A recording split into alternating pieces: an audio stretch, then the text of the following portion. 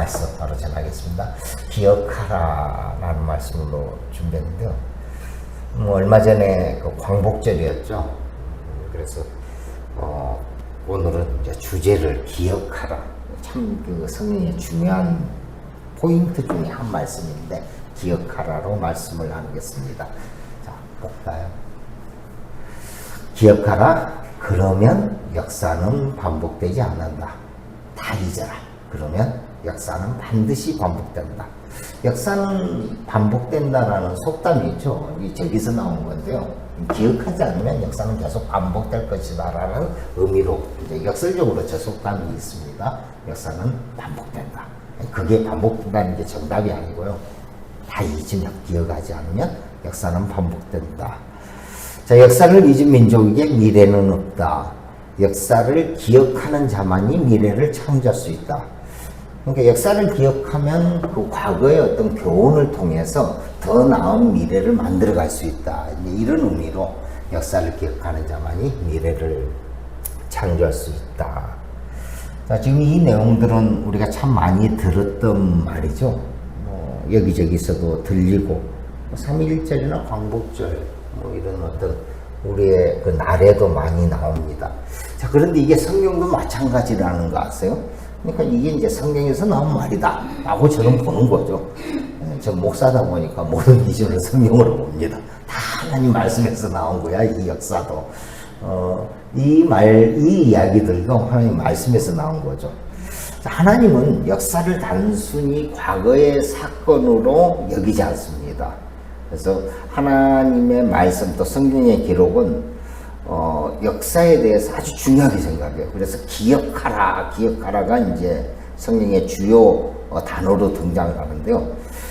역사를 기억하면 축복을 주시고 역사를 기억하지 못하면 멸망을 줄 것이다 라는 말씀들이 있습니다. 자, 신명기 8장 2절 보겠습니다. 내 하나님 여호와께서 이 40년 동안에 내게 광야 길을 걷게 하신 것을 기억하라. 네, 자, 기억하십시오. 또 시편 103편 17, 18절입니다. 여호와의 인자하심 자기를 경외하는 자에게 영원부터 영원까지 이르며 그의 이르는 자손의 자손에게 이르리니 곧 그의 언약을 지키고 그의 법도를 기억하며 행하는 자에게로다. 아멘. 이 시편의 시적인 표현인데 17절에 보면은 영원부터 영원까지 자손의 자손에게, 그러니까는 끝이 없다라는 거죠. 영원부터 영원까지 자손의 자손에게 이르르니 그의 언약을 지키고 그의 법도를 기억하며 행하는 자에게 이렇게 축복을 주십니다. 여기 기억하다라는 단어 이제 히브리어인데요, 자카르인데요. 기억하라, 생각하라, 회상하라, 상기하라, 잊지 마라, 명심하라. 우리 한글 번역으로는 여러 가지 이렇게로 표현이 되어 있습니다. 232에 되어 있는데요. 신약도 마찬가지로 민네스코란지 문에몬 유어 등 총 55회가 기록되어 있습니다. 이 자카르라는 단어가 그 자칼반 네케가 창세기 1장에 남자와 여자를 말할 때 자칼, 이 동일한 단어거든요. 동일한 단어인데 남성을 이제 씨 가진 존재로 하죠. 이 씨의 의미는 뭐냐면 기억하다거든요. 씨는 기억하다.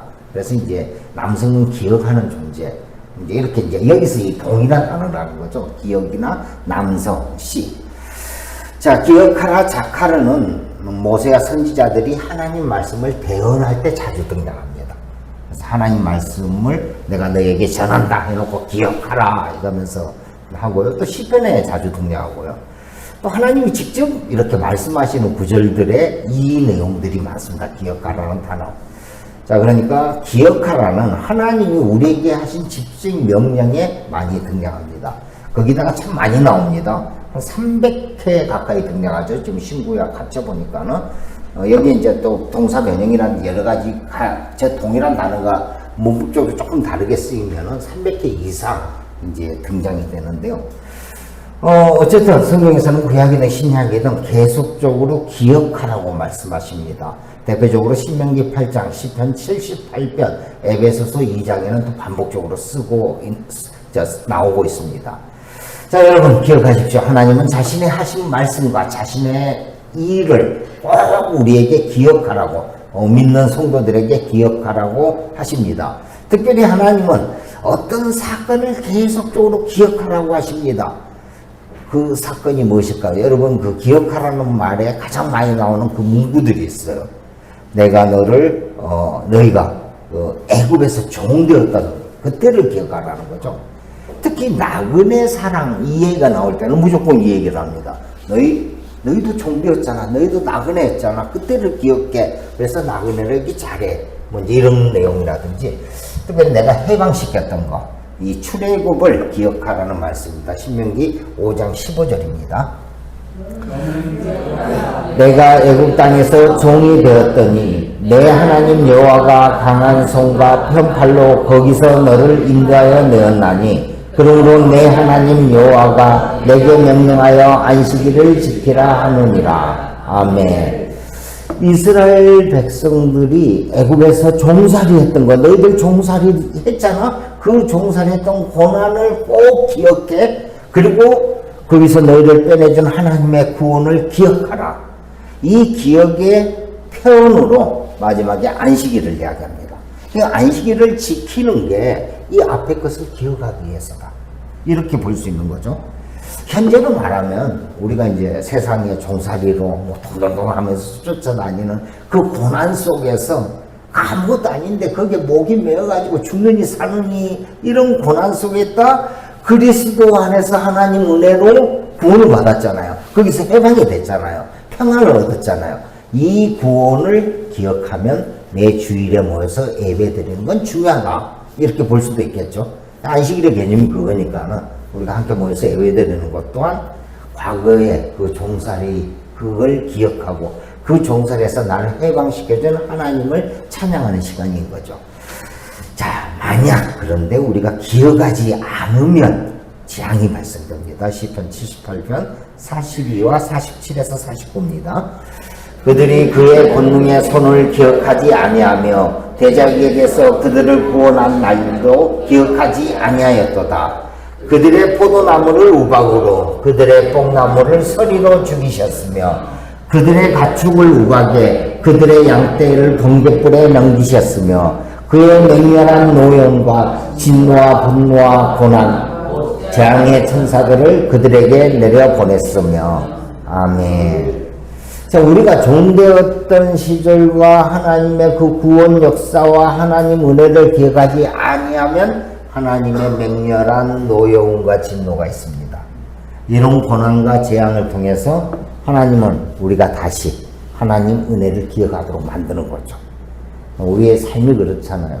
은혜 너무 많이 받아서 행복해. 그럼 다 까먹고 또 세상 속에 나오고 있으면 딱 제대로 맞습니다. 그냥 포도나무에 막 우박이 떨어지고요. 그러면서 다시 옛날에 내가 그 종됐던 거 다시 기억하게끔 하나님이 만드시는 거죠. 그래서 기억하는 것은 우리 신앙생활에 참 중요합니다. 여러분 기억하십시오. 하나님이 하신 일과 하나님 은혜를 꼭 기억하시기 축복합니다. 자, 오늘은 이제 우리는 한 소녀를 봅니다. 하나님의 소녀입니다. 이 하나님의 소녀를 통해서 하나님이 우리에게 기억하라고 하는 그 사건을 보겠습니다. 자, 기도의 소녀 유관순입니다. 유관순 열사 영정인데요. 오늘 어린이들도 함께 참여했는데 유관순 함께 보려고 이 자리에 함께 했습니다. 자, 유관순 뭐 다들 알고 잘 아시죠? 그런데 잘 몰라요. 알긴 아는데 잘 몰라요. 그래서 오늘 이 유관순 저한테는 저는 어릴 때 누나라고 불렀어요. 유관순 누나 이렇게 또 여학생들 유관순 언니 이렇게 부르고 그랬었는데 유관순에 대해서 좀 한번 보겠습니다. 자, 1904년 충청남도 천안군 병천면 지령마을에서 태어났습니다. 자, 오빠 관옥이가 있고요. 남동생 관복이, 관석이가 있습니다. 그 사이에 외동딸로 자라났습니다. 그러니까 사형제 중에서 이제 위에 오빠와 밑에 두 남동생 사이에서 그러니까 아빠의 사랑을 한껏 받고 자랐습니다. 유관순이 1904년에 태어났는데요. 태어난 지 1년 만인 1905년에 을사늑약이 진행되죠. 그래서 일본에게 외교권이 강제로 뺏깁니다. 그리고 1910년 유관순이 7살 되던 해 한일합방으로 조선은 일본의 식민지가 됩니다. 자, 유관순의 아버지가 중요한데요. 유중곤 씨입니다. 유중곤 이제 의사라고 부르는데요. 이분은 자, 우리 민족이 독립하기 위해서 또 바르게 서기 위해서는 가장 중요한 건 교육이라고 생각합니다. 재산을 팔고 여기에서 돈을 빌려서 학교를 세웁니다. 그러니까는 교육이 가장 중요해서 학교를 세우면서 그리고 마을에 교회도 함께 세웁니다. 자, 유관순은 학교 공부에도 열심히 했지만 교회 생활도 열심히 했습니다.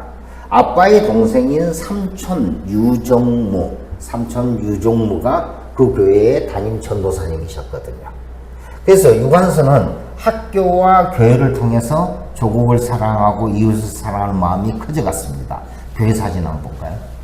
지금 현재 매봉교회 사진인데요. 과거 유관순이 다녔던 그 지령마을에 교회가 있던 이제 옛날에는 허름했죠. 그래서 요즘 이제 사진인데요. 그러니까 유관순은 사실 교회, 삼촌이 있는 교회와 이제 학교 생활하면서 나름대로 애국심도 길러가고 또 우리 기독교가 사랑이잖아요. 이웃사랑의 마음으로 이제 커갔죠. 유관순이 12살 되던 날 이제 설날 아침인데요. 아버지 유중곤이 일본 순사들에게 끌려갑니다. 끌려가서 고문을 당하는데요. 몽둥이로 맞고 거꾸로 매달아 막 물을 코에 넣고 이런 고문을 당했습니다. 이유는 학교를 설립하기 위해서 일본인 고마다에게 돈을 빌렸는데 원래 이자는 300냥이었는데 3,000냥을 이제 내놓으라고 영자를 하나 더 붙여서 나쁜 놈들이죠 정말. 3,000냥 내놓으라고 하니까 유중곤이 이 아버지가 이건 아니지 않느냐고 불복을 하니까 이제 순사들을 통해서 끌고 가서 때리고 이제 고문한 거죠. 이 일 때문에 아버지 유중곤은 몸이 이제 아파서 이제 나빠서 아예 거동하기도 힘들었습니다. 이렇게 시간이 지난 후에 유관순 마음에서는 일제에 대해서 좀 분노의 마음이 계속 이제 나오는 거죠. 내 아버지가 직접적인 고문으로 움직이지도 못하는 상태가 되고 또 그리고 이제 교회에서 계속적인 신앙의 소녀로 자라나가고요. 자, 시간이 흐른 후 미국인 선교사 사부인이 매운교회를 찾습니다. 자, 그녀는 언제나 친절하고 상냥해서 모두들 좋아했죠. 사부인은 그동안 유심무한 유관순이 참 똘똘한 아이라는 걸 이제 알고 서울에서 공부할 걸 권합니다. 당시 여자가 공부하는 거 흔치 않는 일이었거든요. 그런데 이제 유관순에게 이제 공부를 보냈는데 다행히 아버지 유중곤이라든지 삼촌이라든지 뭐 전도사님 삼촌이라든지 상당히 깨어 있었죠. 그래서 어려운 환경 속에서도 유관순을 서울에 있는 학교에 보내기로 결정을 합니다. 그리고 이제 선교사 사부인의 도움으로 유관순은 결국 서울의 이화학당에 입학을 합니다. 이화학당은 지금의 이제 이화여대의 전신이죠. 뭐 옛날 기와집인데 당시 이화학당 사진입니다. 그리고 공부한 전경이거든요. 뭐 당시에는 이제 10대 어린 소녀들이 모여서 공부를 했던 데입니다. 지금같이 뭐 20대의 대학생보다는 10대의 이제 어린 소녀들이 공부했었는데, 자, 여기서 유관순은 열심히 공부합니다. 친구들과의 사이도 무척 좋았습니다. 또 이웃을 아끼는 마음도 깊었고요. 이제 한 사건인데요. 이제 이화학당 여기서 공부를 하다가 어느 날 유관순이 식사 시간이 다 돼가는데도 보이지 않는 겁니다. 다음 날에도 식당에 오지 않는 거예요. 그래서 관순이가 걱정된 한 친한 친구가 유관순을 막 찾으러 다닙니다. 운동장을 찾아봐도 없고 교실에 가도 없고 그러다가 기도실이 있었거든요. 그 기도실에 가니까 유관순이 있는 거예요. 그런데 어찌나 그 간절하게 기도를 하는지 뒤에서 차마 말을 못 걸었죠. 그래서 이제 끝날 때까지 기다렸는데 나중에 이제 사정을 알고 보니까 본인도 어려웠는데 본인보다 더 어려운 친구에게 그 이제 그 식당에서 밥을 먹을 수 있는 걸 양보하고 본인은 굶으면서 이제 나라를 위해서 기도하고 또 이렇게 매일 저녁 기도하는 그런 모습을 이런 게 이제 하나의 사건으로 있었습니다. 그때부터 이제 기도의 소녀라는 별명이 붙습니다. 유관순에게. 자, 유관순은 또 특별히 책을 좋아했는데 특히 그 프랑스의 성녀 잔다르크 아시죠? 이 잔다르크 전기를 참 좋아했다고 합니다. 몇 번이나 읽었다고 그래요. 자, 그리고 1919년 고종 장례식인 3월 1일이 다가옵니다. 예, 고종 장례식 사진인데 1919년 3월 1일입니다. 이 장례식 날 이제 독립선언서가 낭독이 되죠. 민족 대표 33명이 모여서 서울 탁골공원에서 이제 독립선언서가 낭독이 되고 학생들이 주도적으로 나서서 3.1 만세운동을 하게 되어 있습니다. 비폭력 무저항주의죠. 평화운동으로 만세운동을 합니다. 이날은 토요일이었습니다. 수도 옥구에서 유관순도 친구들과 함께 참가하기로 합니다.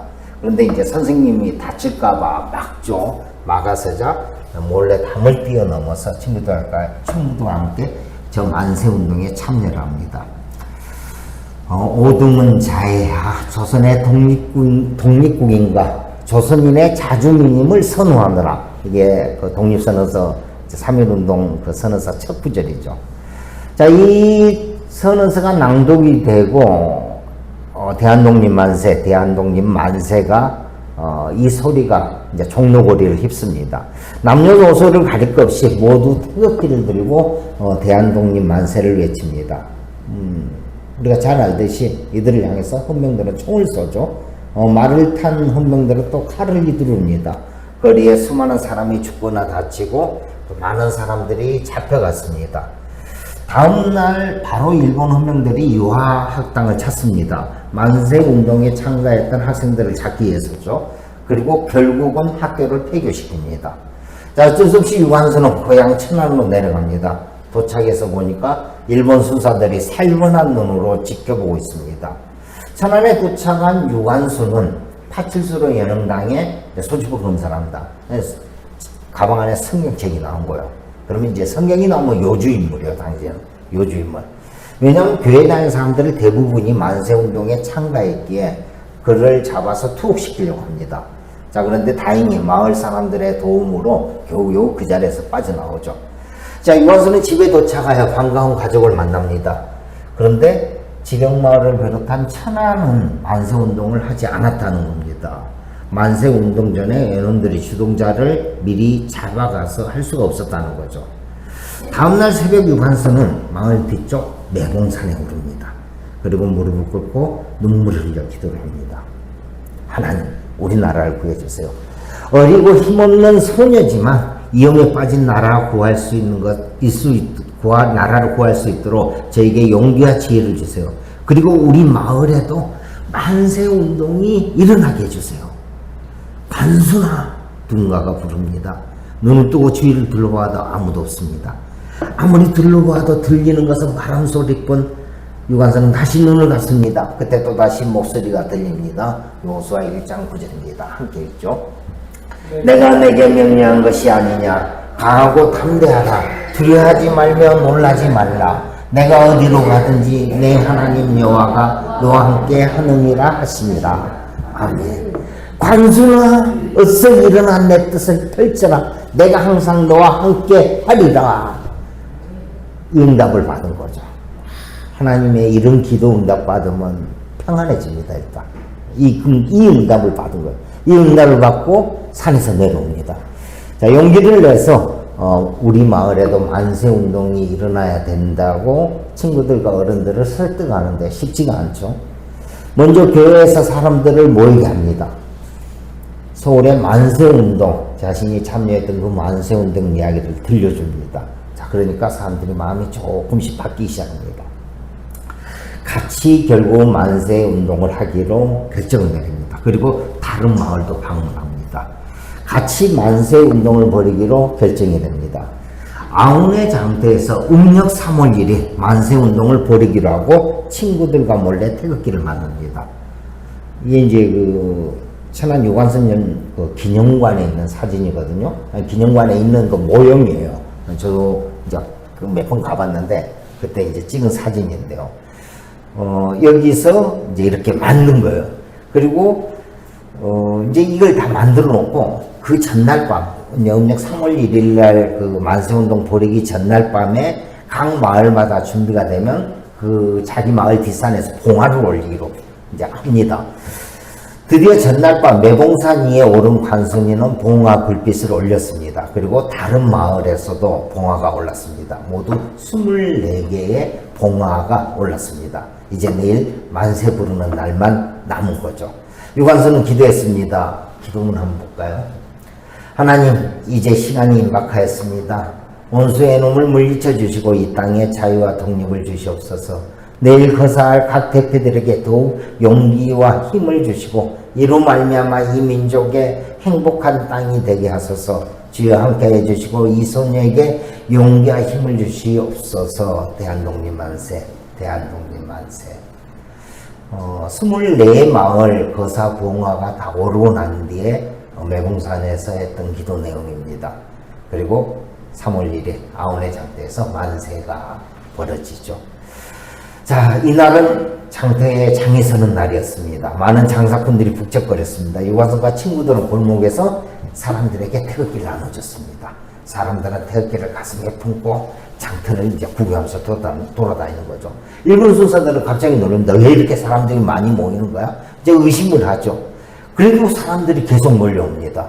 이들은 큰일 났다면서 대비를 합니다. 자, 유관순이 마음을 가다듬고 아온의 장터 쌀가마니 위에 오릅니다. 그리고 장터의 모든 사람들에게 향해서 소리를 외치죠. 우리는 5000년 역사를 지닌 자랑스러운 민족입니다. 그런데 이놈들이 10년 동안 우리나라를 빼앗아 못 살게 합니다. 우리나라를 되찾아야 됩니다. 독립을 해야 됩니다. 다 같이 만세를 부르십시다. 대한독립 만세. 저기 이제 현대판으로 재현한 건데요. 저렇게 아온의 장터에서 만세를 부릅니다. 우리 민족이 항상 이 메아리쳐 이제 막 큰 소리로 들리는 거죠.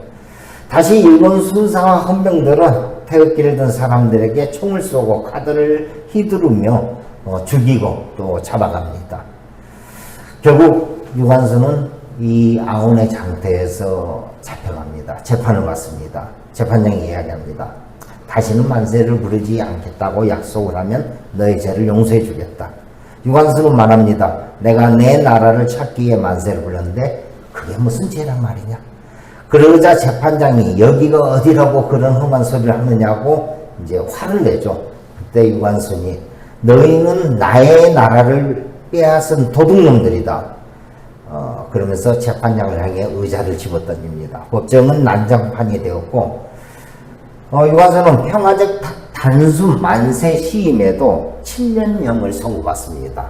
그리고 유관순은 서울 서대문 형무소에 수감이 됩니다. 그냥 감옥에만 있으면 괜찮은데 그렇지 않죠. 뒤에 볼까요? 수많은 고문을 당합니다. 계속 볼게요. 사실 이 고문의 잔혹성은 뭐 굳이 제가 말 안 해도 여러분도 많이 뭐 영화라든지 이런 걸 통해서 봤을 겁니다. 햇볕도 들지 않는 1평 감옥이거든요. 한 평 감옥. 제가 그 안에 직접 들어가 봤어요. 진짜 딱 서 있어야 돼요. 한 평의 공간에서 산다는 게 참 쉽지 않거든요. 그런 좁은 독방에 갇히고요. 고문은 거의 일상이었습니다. 자, 1주년이 1920년 3월 1일이 되었습니다. 유관순은 감옥 안에서 동료들에게 연락하여 1주년 만세운동을 기획합니다. 그리고 그걸 이제 벌이죠. 그래서 감옥 여기저기에서 만세 소리가 울려 퍼졌습니다. 다시 수많은 동료들과 함께 지독한 고문을 당합니다. 유관순은 결국 그해 10월 세상을 떠났습니다. 이게 이제 감옥의 마지막 그 유관순의 사진입니다. 나라를 구하려고 만세를 외치던 유관순이 죽은 나이는 17살입니다. 17살에 꽃다운 나이에 세상을 떠났습니다. 17이에요. 근데 1년 반 동안 고문을 받았거든요. 16부터 받은 거죠. 17살에 꽃다운 나이에 고문에 시달려 죽습니다. 여러분, 그 유관순을 중으로 몰아넣는 주 고문이 무엇인지 압니까? 이건 제가 이제 주일학교 설교 때나 차마 말할 수 없는데, 어린 그 16살의 소녀의 북부에 고무술로 놓고 물을 틉니다. 그러면 배가 볼록해져요. 그러면 발로 밟아요. 그러면 또 물이 나오겠죠. 또 물을 틀어서 넣어요. 배를 밟아요. 신장이 다 망가졌어요. 저 사진 보고 잘 먹었네 이런 분이 있는데, 이제 아시죠? 신장이 다 망가지면 어떤 현상인지. 퉁퉁 부은 거죠. 죽기 전에 그 고문에 시달리다 퉁퉁 부어가지고 결국 짐승보다 못한 어떤 그런 시간을 보낸 뒤에 결국은 죽었습니다. 자, 기도에서는 유관순 열사는 마지막으로 이렇게 유언을 남겼습니다. 내 손톱이 빠져나가고 내 귀와 코가 잘리고 내 손과 다리가 부러져도 그 고통은 이길 수 있사오나 나라를 잃어버린 그 고통만은 견딜 수 없습니다. 나라에 바칠 목숨이 오직 하나밖에 없는 것만이 이 소녀의 유일한 슬픔입니다. 이번에 유언입니다. 이 3.1 운동을 계기로 우리 민족은 독립운동을 조직적으로 전개합니다. 1919년 4월 11일입니다. 1919년 4월 11일 상해의 임시정부가 수립됩니다. 자, 임시정부가 수립돼서 조선의 강제 침탈을 세계 각국이 아니고요, 국내에 독립운동가들을 조직하고 그동안 활동하고 있던 여러 독립군을 체계적으로 만들어서 만주지방에서 일본군과 전쟁을 시작합니다. 그리고 유관순이 숭배한 지 25년 후 1945년 8월 15일 우리는 광복을 맞이합니다.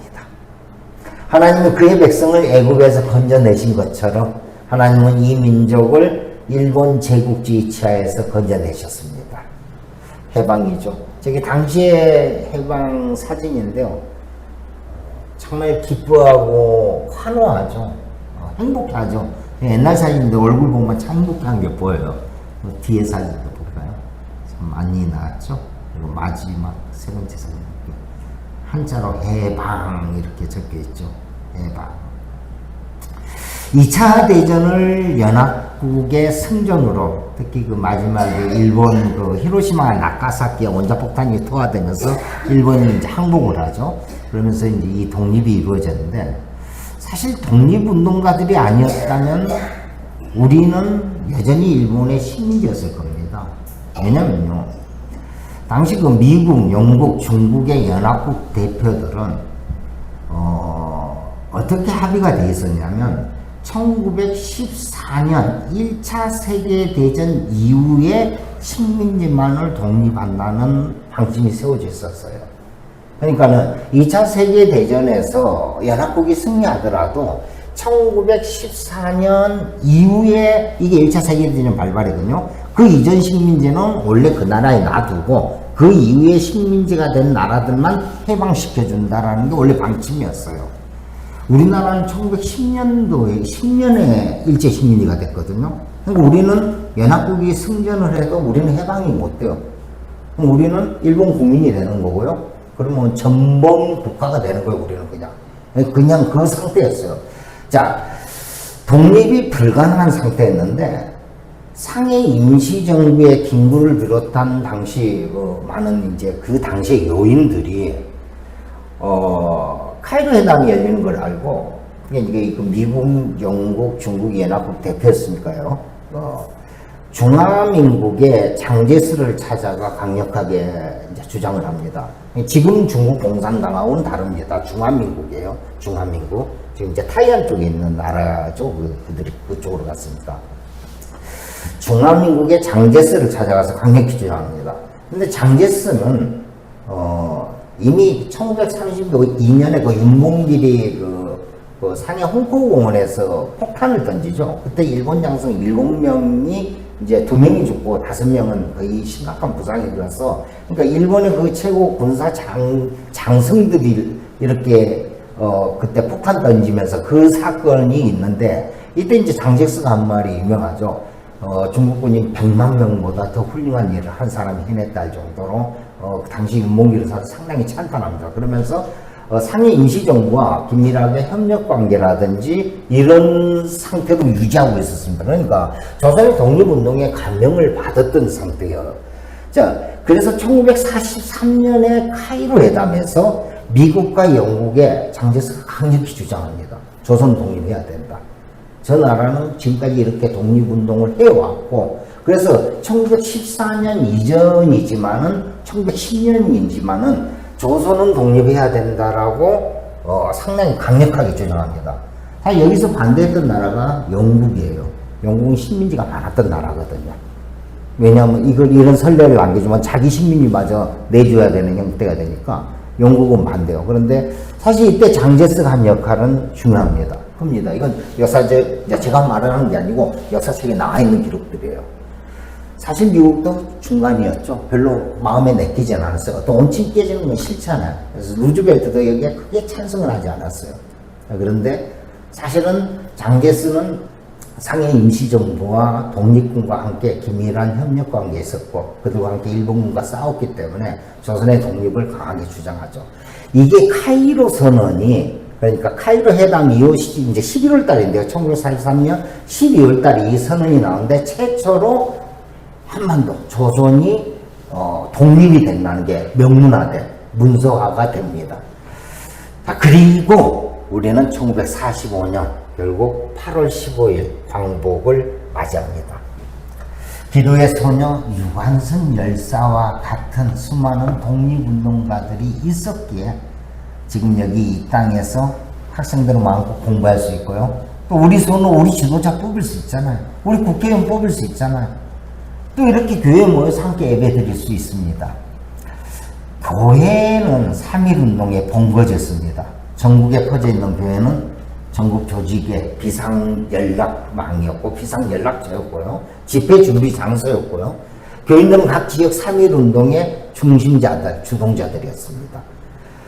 이 교회를 통해서 3.1 만세운동이 전개된 거죠. 자, 3.1운동이 일어난 후 일본은 이제 교회를 더 핍박하기 시작합니다. 전국에 있는 많은 교회들을 일본군들은 문을 닫게 합니다. 수많은 교인들은 교회를 다닌다는 이유 때문에 죽었습니다. 특별히 제암리 사건이 유명하죠. 제암리 주민들을 교회 안에 가두고 무차별 사격을 가합니다. 그리고 증거를 없애기 위해서 아예 불을 질러버리죠.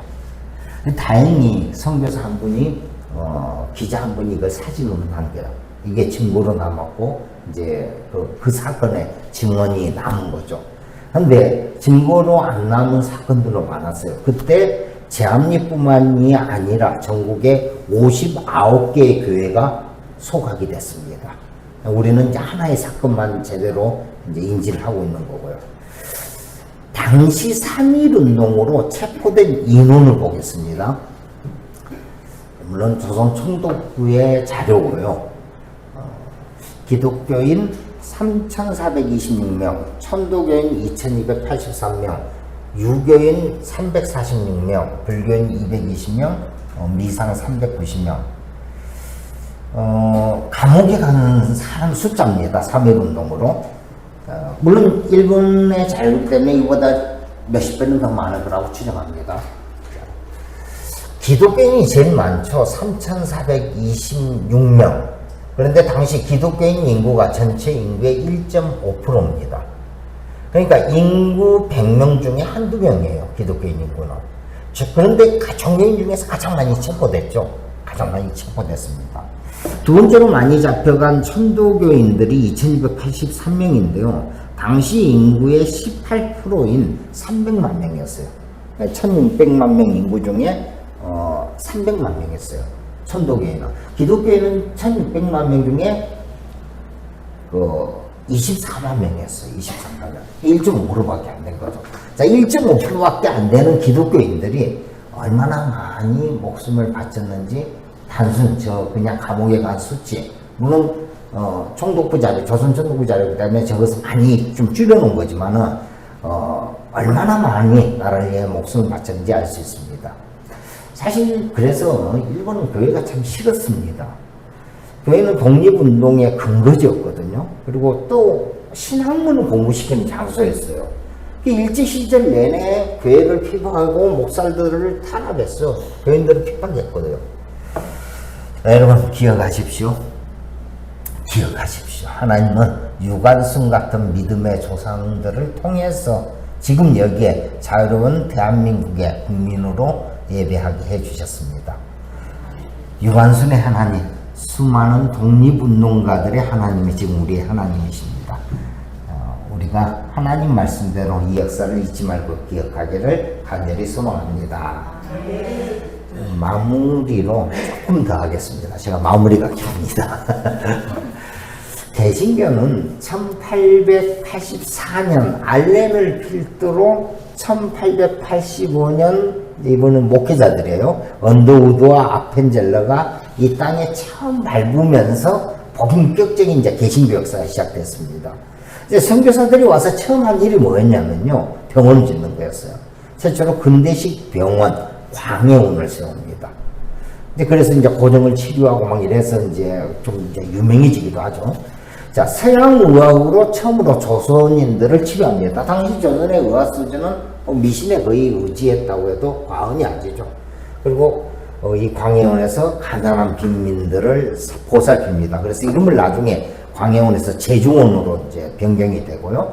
이 병원이 현재 연세대 세브란스 병원의 모태가 됩니다. 그 다음에 학교를 세웁니다. 배제학당, 유관순이 다녔던 이화학단, 경신학교. 특별히 그 여성들의 교육 참여 이때 시작됩니다. 그 전까지 여성들 교육 못 받았죠. 서당에도 못 다녔잖아요, 여성들은. 조선시대. 자, 그런데 이때부터 여성들이 교육되고요. 그리고 많은 학교들이 생깁니다. 선교사들이 처음 들어온 1885년부터 한일합방이 되기 직전 1910년 2월까지 설립된 기독교계 학교, 전국에 장로교가 501개, 감리교가 158개, 성공회가 4개, 총파미상의 기독교 학교가 84개, 총 747개의 학교를 세웠습니다. 이게 1885년부터 1910년 한일합방 바로 되기 직전까지 세운 한국 내, 국내에 있는 기독교 학교가 747개입니다. 여기서 여성들에게 신앙문을 가르치고, 모든 사람들에게 뭐 글자를 가르치고, 이런 교육이 진행이 된 거죠. 그러니까, 개학이 한국 근대 교육의 초석을 기독교계에서 했어요. 여기에 수많은 조선인 인재들이 배치됐고요. 당연히 이들이 독립운동가로 성장을 했죠. 그들이 독립운동가가 되어서 상해로 넘어가 임시정부가 수립이 되었고요. 국내에서는 신민의 국채보사운동을 하면서 인원과 자원이 보내졌고요. 만주에서는 청산리 전투, 공호동 전투를 벌였습니다. 그래서 여러분 이것을 기억하십시오. 한국 기독교의 뿌리는 우리 믿음의 선조들이 주도한 독립운동이었습니다. 그래서 한국 기독교는 선조들의 십자가 피로 세워진 진짜 민족 종교입니다. 기억하라. 그러면 역사는 반복되지 않는다. 다 잊어라. 그러면 역사는 반드시 반복된다. 역사를 잊은 민족에게 미래는 없다. 역사를 기억하는 자만이 미래를 창조할 수 있다. 우리는 일본이 사죄하면 용서를 하고 사이좋게 지낼 수 있습니다. 서로 협력할 수 있고요. 함께 또 미래로 나갈 수 있습니다. 그러나 우리는 기억해야 됩니다. 무조건 기억해야 됩니다. 꼭 기억해야 됩니다. 유대인들의 이 기억은 세계 최고죠. 독일 제국주의 밖에 엄청 기억합니다. 어린이들, 청소년들 매년 홀로코스트 역사관 방문합니다. 직접 현장 체험까지도 시켜요. 그리고 각종 행사도 엽니다. 뭐 우리는 독후감 쓰기, 그림 그리기 이런 거 하듯이 매년 해요. 그럼 매년 방문해요. 그러니까 우리 학생들이 매년 쓸데없는 방문하는 거예요. 과거의 그 역사를 무조건 기억시킵니다. 잊지 마라, 기억해라. 네, 성경의 중심 테마가 기억하라거든요. 기억해라. 절대 잊지 않으려고 애를 씁니다. 왜냐하면 기억하지 않으면 성경 말씀대로 보니까 멸망이잖아요. 자, 구약에 나온 유대인들의 하나님 정의 하나만 볼게요. 이 관용구로 하나님을 지칭하죠. 출애굽기 3장 6절입니다. 또 이러시되 나는 내 조상의 하나님이니 아브라함의 하나님, 이삭의 하나님, 야곱의 하나님이라. 모세가 하나님 몇 개를 두려워하여 얼굴을 가리네. 아멘. 자, 이 관련 거는 뭐 그냥 우리 다 알고 있는 거죠. 아브라함의 하나님, 이삭의 하나님, 야곱의 하나님. 예수님도 이거 이야기하세요. 자, 유대인들은 하나님에 대한 정의를 이렇게 내려요. 하나님에 대한 표현을 아브라함의 하나님, 이삭의 하나님, 야곱의 하나님으로 합니다. 사실 하나님 신학적으로 규정하기 힘들잖아요. 잘 모르잖아요. 그래서 아브라함의 하나님, 이삭의 하나님, 야곱의 하나님. 그럼 내가 믿는 하나님이 그분이에요. 자신들 조상의 이름을 부르면서 그들의 하나님으로 부릅니다. 기도를 할 때도 저렇게 합니다. 자신들 조상의 이름을 부르면서 그걸로 기도를 해요. 아브라함의 하나님, 이삭의 하나님, 야곱의 하나님. 사랑하는 성도 여러분, 우리도 마찬가지입니다. 우리의 기도도 이렇게 시작해야 되지 않을까요? 유관순의 하나님, 도산 안창호의 하나님, 올람 이상재의 하나님, 백범김구의 하나님, 안중근의 하나님, 윤동주의 하나님, 주기철의 하나님, 손양원의 하나님, 수많은 독립운동가들의 하나님. 우리도 기도할 때 이렇게 해야 되지 않을까요? 너의 하나님은 누구니 말할 때 나의 하나님은 유관순의 하나님이고 도산 안창호의 하나님이고 올람 이상재의 하나님입니다. 왜냐하면요, 한국 기독교는 여기서 시작됐거든요. 한국 기독교는 이 피의 역사에서 시작됐거든요. 그래서 한국 기독교는 십자가 피로 세워진 참 기독교입니다. 우리가 우리의 믿음의 선조를 기억하지 못하면요, 아무런 역사는 반복됩니다. 그러나 기억하면 우리는 미래로 한 발 나아갈 수 있습니다.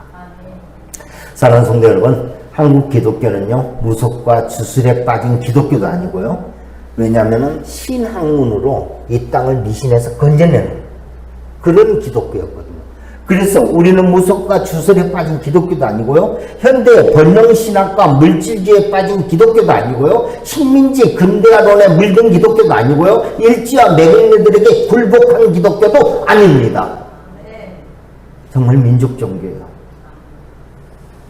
우리 기독교는 정말 선조들의 피로 세워진 참 기독교입니다.